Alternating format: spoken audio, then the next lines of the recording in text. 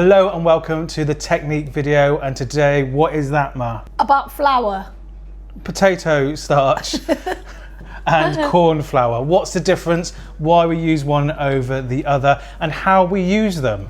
It's a quick video, but our Sunday videos are. If you like this kind of content, make sure to subscribe because we do 2 videos a week, a recipe on Wednesday and a technique/review on Sunday. So you might as well stick around because why not? So we have corn flour. Yeah, corn flour. Yeah. You know where corn flour come from? Go on.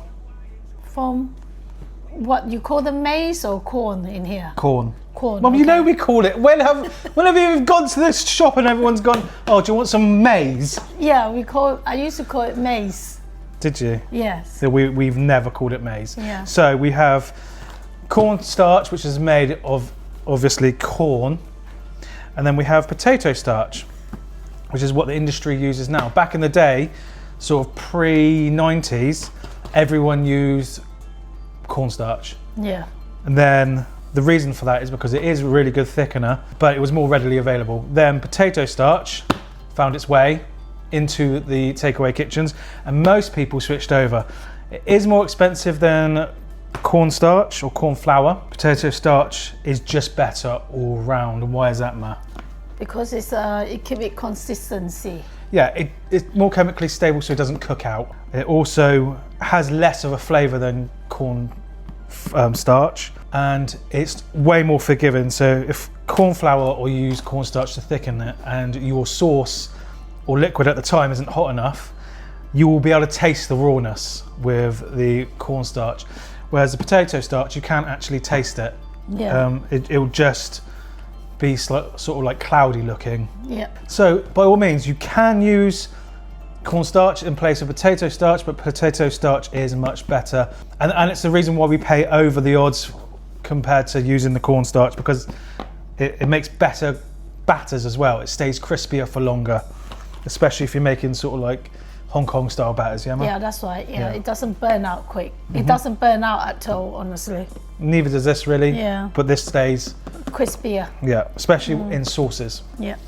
Now we're going to show you how we use the potato starch, and it's exactly the same for the cornstarch or corn flour if you want to use that. So if you don't have the potato starch and you've only got cornstarch or corn flour, exactly the same method. So to this little thing here, I'm going to use a quantity more than I probably would use at home, but this would last 2 days in the fridge.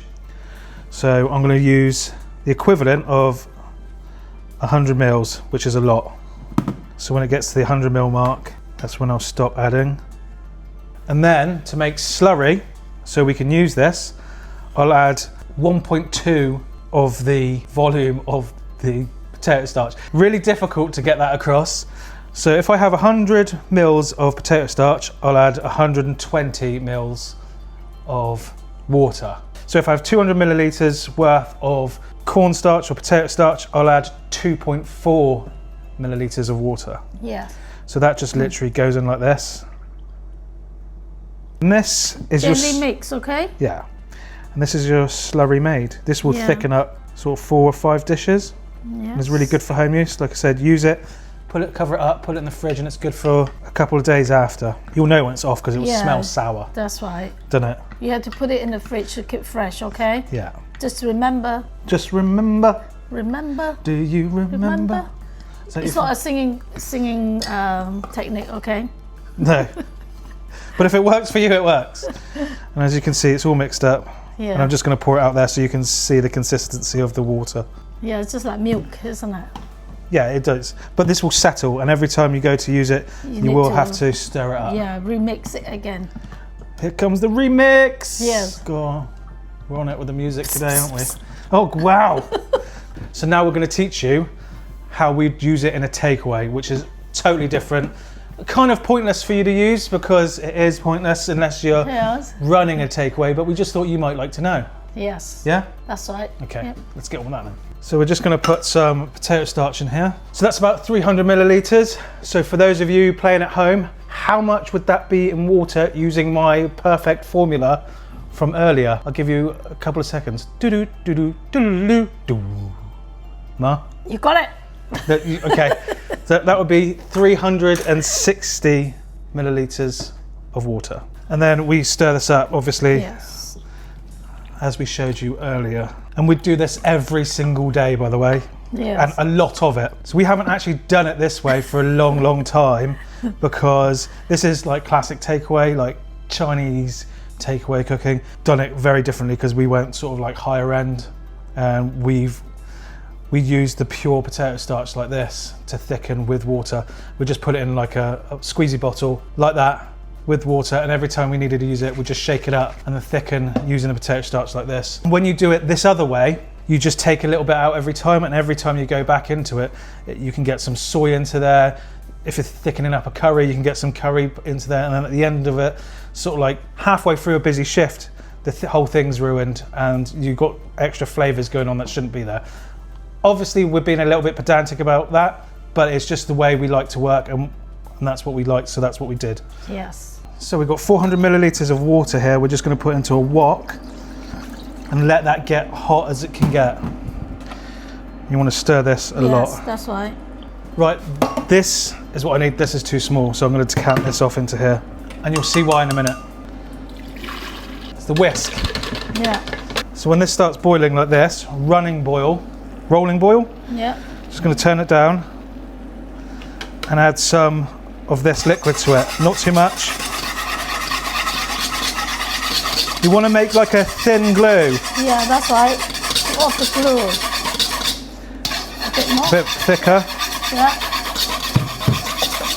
Perfect. Yeah. Sort of like when you drag your whisk across the bottom, it leaves, what's the word? It leaves marks. Then you're going to take that off the side, and you're going to pour it in. And as you do this, you whisk. All the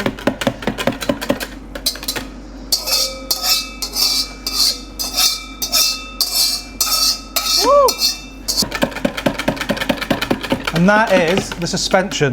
And that what that does, it makes like a paste. But I will not use, you can put some oil to cover it.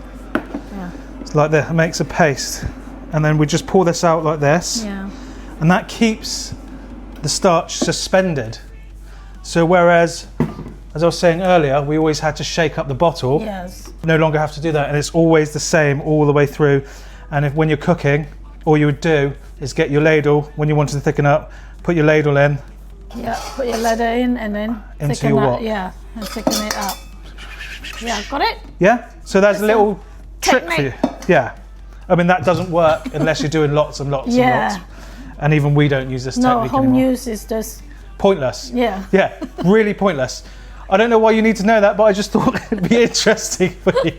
So there it is. So we're telling you technique. Yeah, techniques that you're never going to use because Yeah. you're never going to need But it's to. good to know. Yeah, 100%. Yes. So there we go. Hope that's answered your questions on potato starch and corn flour. Yes. The difference and why we use one over the other. If not, please put the questions below and we will answer them. Yes. Hope you enjoy watching us. Yeah. Anyway, We enjoy watching. we enjoy watching ourselves. Yes. And we enjoy making the videos. Yeah, we do. Yeah. So thank you very much, guys. Yes. And- Happy cooking, happy eating. There it is. Take care. Bye.